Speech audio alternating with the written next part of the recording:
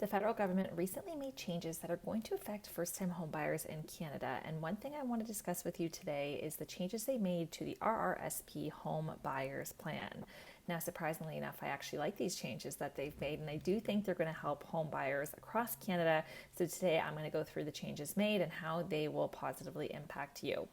Hi, my name is Larissa. I'm a Toronto-based real estate agent specializing in helping first-time homebuyers get into the market and helping investors find places people actually want to live in. Today, we're going to be discussing Home Buyers Plan, the RRSP Home Buyers Plan. And if you enjoyed this video today or you're looking for similar tips and tricks, especially for first-time homebuyers in the Toronto real estate market, you can follow me for more. You can like this video and you can subscribe to my channel. Now, let's dive right in. So with the first-time homebuyer RRSP plan, how does this work? Well, if you are purchasing your first home, the government was allowing you to take up to $35,000 out of your RRSP and put it towards a down payment on a property. Now, if you are purchasing with someone else who's also a first-time homebuyer that also has $35,000 in their account, you could contribute a total of $70,000 towards your down payment, which is not too shabby and does make quite a significant impact when it comes to the down payment amount.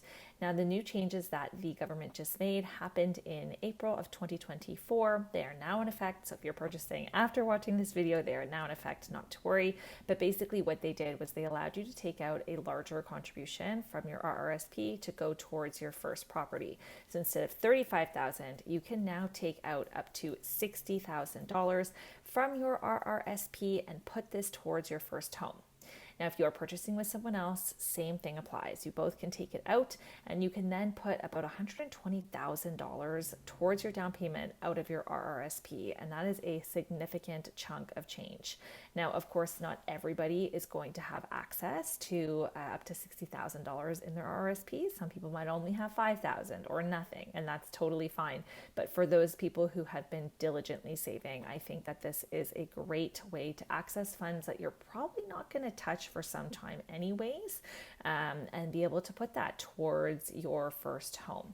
Now, I'm going to pull up an article here for you that does go into detail in explaining this in a really clear and concise manner. This article is from Rate Hub, and I'll link it below the video here if you want to take a look at it, but basically just outlines these changes in a nutshell. So as mentioned, we have now gone from a contribution amount of $35,000 up to $60,000.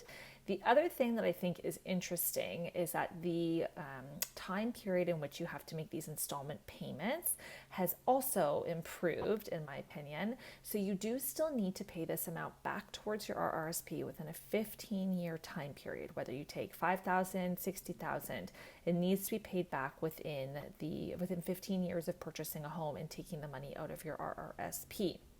However, the contributions have now changed. So typically in the past, you can see in this article here, that typically in the past, you would have to make installments within 2 years of purchasing a home.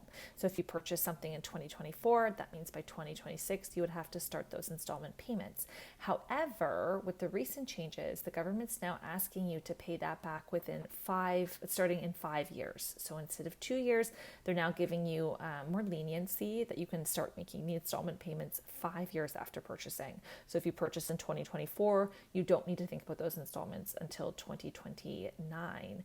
And I think that that's really great because a lot of people, when they purchase, obviously you are spending many of your dollars. You're not going to have a significant chunk of savings. So it gives you some time to start saving again, get that money set aside to start paying back the RRSP Home Buyers Plan.